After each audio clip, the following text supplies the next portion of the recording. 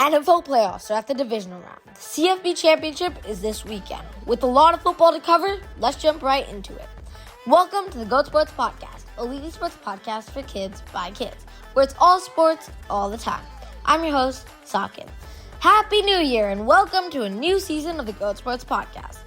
And we begin in the sunny Houston, Texas, with the underdog Texans led by QB C.J. Stroud playing the favorite in this matchup, the Los Angeles Chargers.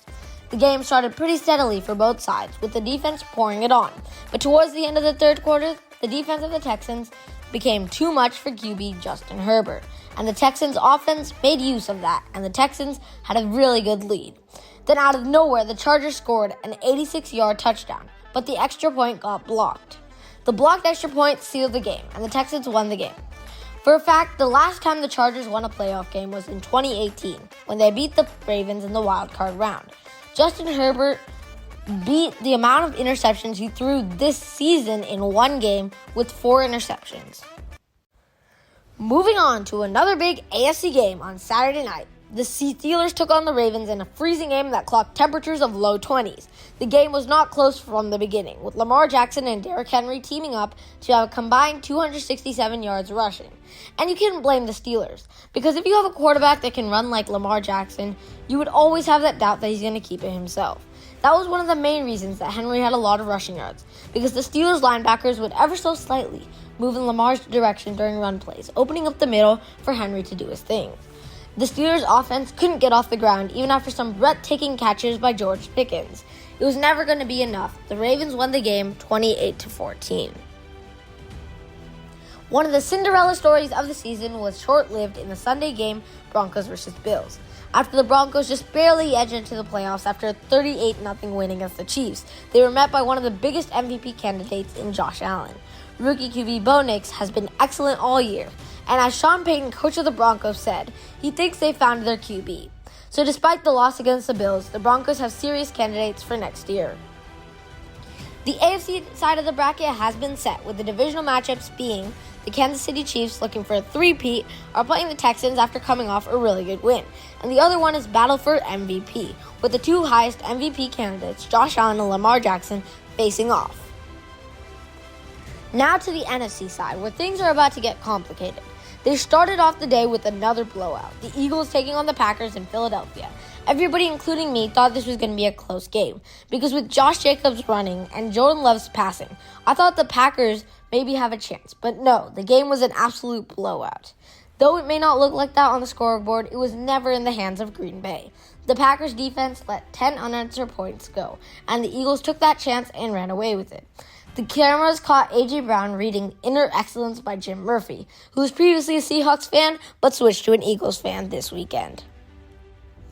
Now we go to hot Tampa, Florida, where the Buccaneers took on the Commanders Sunday night. The game was close from the beginning, and I knew it was going to be close because you have a rookie QB on this side, helped by a bunch of veterans like Zach Ertz and Terry McLaurin. And here you have a Heisman-winning QB and Mike Evans, so the matchups were really even here. And the Bucs and the Commanders traded scores until halftime, when the score was 10-10. And this continued to the next quarter and the next, when it was 17-20, and the Bucs kick a field goal to tie the game, with 4 minutes left in the game. The Commanders then take the ball down the field, very steady and very cautious, not to leave any time on the clock. And they don't, and it's all left to Zane Gonzalez's 37-yard field goal. He had hit one from 52 previously, and the kick went up and hit the sidebar and went in! The Commanders won their first playoff game since 2006. And what's ironic is that in 2006, they beat the Tampa Bay Buccaneers by 7.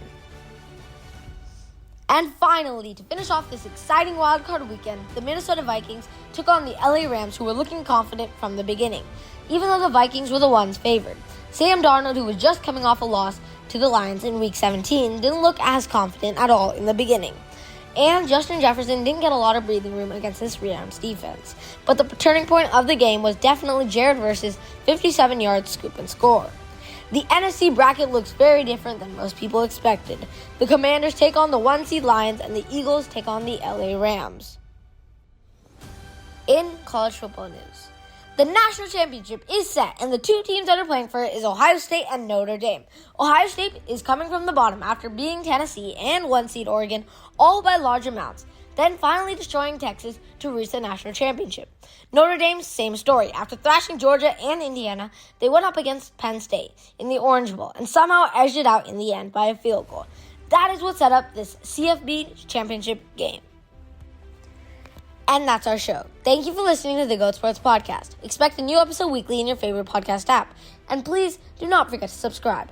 Do leave your comments and ratings for our show. If you would like your team to be featured on weekly shoutouts or any other comments, please reach us by email at thegoatkidspodcast@gmail.com. See you next